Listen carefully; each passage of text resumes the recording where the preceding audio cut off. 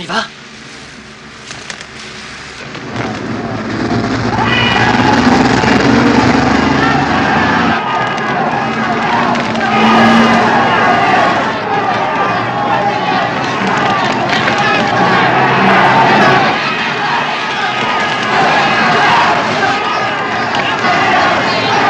Bonjour à tous, ici Mister Cult. Au programme aujourd'hui, la batte de baseball ne sert pas qu'à jouer au baseball.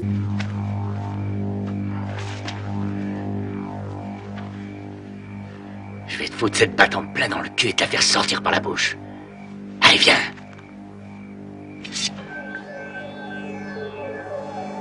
Vous êtes prêts? C'est parti pour The Warrior.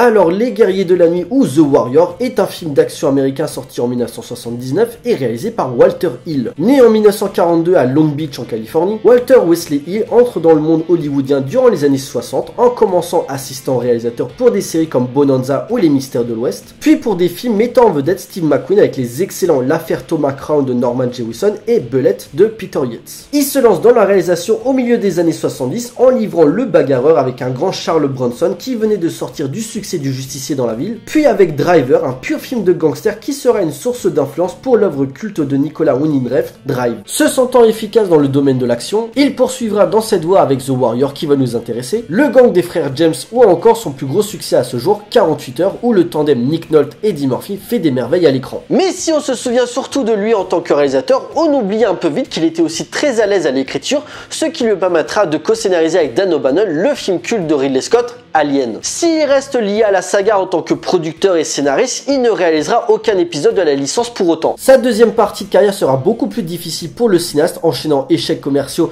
et une nouvelle vision des producteurs hollywoodiens totalement à l'opposé de la sienne. Cela ne l'empêchera pas pour autant de mettre en scène des œuvres plutôt efficaces comme le très bon western Geronimo, le thriller Prisonnier avec un seul deviendra invincible ou encore Du plomb dans la tête, adapté du comics éponyme et mettant en tête d'affiche Sylvester Stallone. Faisant partie d'une époque révolue du cinéma américain au même titre que ses confrères que sont Don Siegel et Sam Peckinpah, Walter Hill garde malgré tout une filmographie puissante, influencée par les figures du film noir et du western, tout en questionnant la barbarie et la violence dans notre monde, et dont The Warrior en est le parfait exemple. L'histoire se passe à New York durant les années 70, la ville est dominée par une centaine de gangs qui se partagent les différents quartiers de la ville, alors que les combats font rage. Cyrus, le leader des Gramercy Reef, la bande la plus puissante de la ville, convoque tous les gangs à un rassemblement pacifiste en vue d'une unification. Malheureusement, la réunion dérape et Cyrus se fait assassiner par Luther, le chef des Rogues. Accusé à tort pour le meurtre, la bande des Warriors va être poursuivie par les autres gangs. Commence alors une lutte pour la survie où ils doivent traverser toute la ville pour rentrer à leur quartier général. Réflexion sur le conflit urbain et la paranoïa.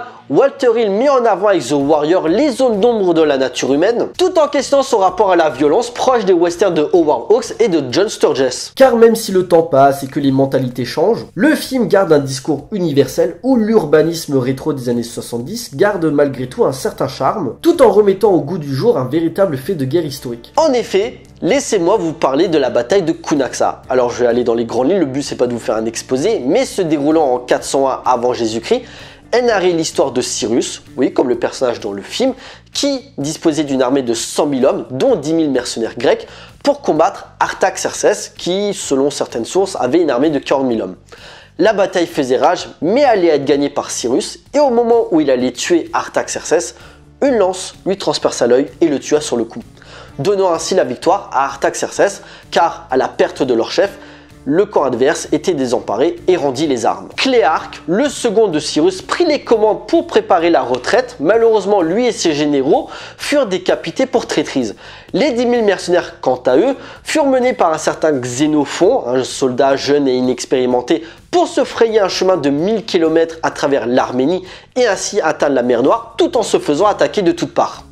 Devinez quoi? Un leader tellement charismatique et puissant se fait assassiner, les gangs présents à ce moment-là perdent leurs moyens et accusent le premier venu, les Warriors ici dans ce cas présent devant traverser tout New York pour entrer à leur base alors que tout le monde est à leur trousse. Non, ça vous rappelle rien? Oh nom de Dieu de merde. Certes, l'époque et l'univers ne sont pas les mêmes, le film étant également l'adaptation du roman de Sol Yurik sorti en 1965, mais les grandes lignes de l'histoire sont respectées et l'influence est clairement là. En présentant une aventure nocturne à travers un New York dystopique où les lois ne sont pas régies par des politicards mais par des gangs, et où, suite à ce chaos anxiogène, la guerre est permanente pour asseoir sa suprématie dans une ville délaissée par les maîtres du pays. Comme un film de John Carpenter, tu vois de quel film je parle? Putain, je l'ai sur le bout de la langue, mais ça va me revenir, t'inquiète. Bien sûr, la trame de base est minimaliste et son appartenance provient d'un genre ultra codé, mais le film s'avère spectaculaire et développe des thématiques suffisamment fortes pour que le spectateur avide de sensations y prenne un gros plaisir lors du visionnage. Ce qui malheureusement ne l'empêchera pas d'être interdit dans plusieurs pays dont la France pour incitation à la haine, alors que le film véhicule le message inverse mais échoue dans sa tentative suite au meurtre de Cyrus. Film qui fut déjà atténué dans sa violence. En effet, la commission de censure demanda à Walter Hill de couper 10 minutes par rapport au montage initial pour ne pas être classé X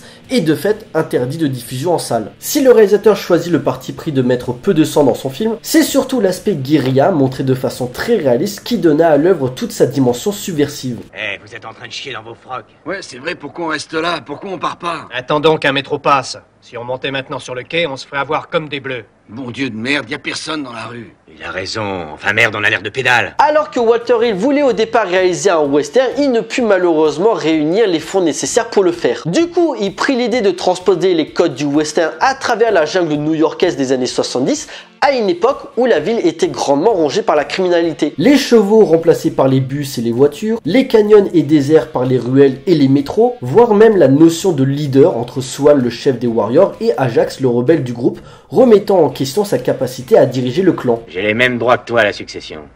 C'est Cléon qui l'a choisi, Swan est le chef de guerre. En ce moment, Cléon a une matraque de flic enfoncée dans le cul pour le faire bander. Mais merde.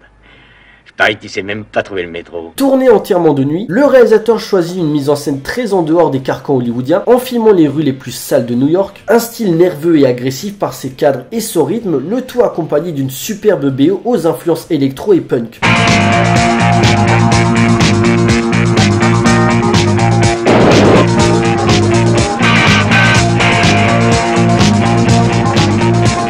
Enlevant toute sobriété en acceptant même de faire participer de vrais gangs durant le tournage, pour accentuer la mouvance urbaine et marginale décrite par la violence exponentielle qui transpire tout le long du métrage. Une esthétique très comic book par le fait que chaque scène résonne comme une nouvelle aventure pour les personnages, un nouveau décor, une musique différente, un nouveau gang à affronter, un schéma certes répétitif, mais qui accentue le combat sans fin des Warriors pour rentrer chez eux, mais aussi prouver leur innocence. Une décennie où le cinéma a su retranscrire la violence à travers les tensions sociales dans des univers aussi bien réalistes que futuristes. Brossant un portrait peu reluisant de la civilisation et de ses convictions comme Orange Mécanique, Soleil Vert, Taxi Driver ou encore La Chasse, portant vers une régression primitive de la nature humaine qui pourtant fut la force de la création du pays. Messieurs, dames, il est l'heure de conclure. The Warrior est sûrement l'une des œuvres les plus importantes d'un cinéma incarnant le désenchantement social des mouvements culturels et de la place dans l'humain dans la société. Par une simplicité dans sa construction narrative, Walter Hill propose un film d'action terriblement efficace réalisé avec intelligence,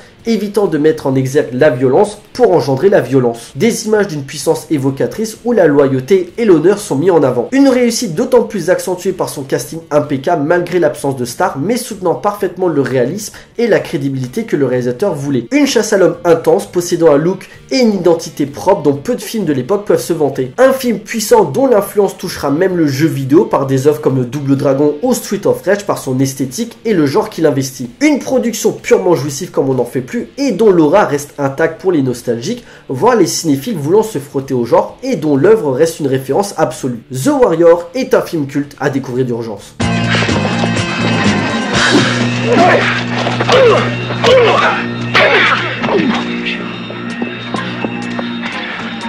Voilà, cet épisode est à présent terminé. J'espère qu'il vous a plu. Donc The Warrior, un film à voir ou à revoir si ce n'est pas encore fait. Si vous voulez voir une œuvre sec, radicale et subversive dans son discours, ce film est fait pour vous. Pour nous, on se retrouve pour une prochaine vidéo. D'ici là, portez-vous bien. Allez voir des films. Ciao.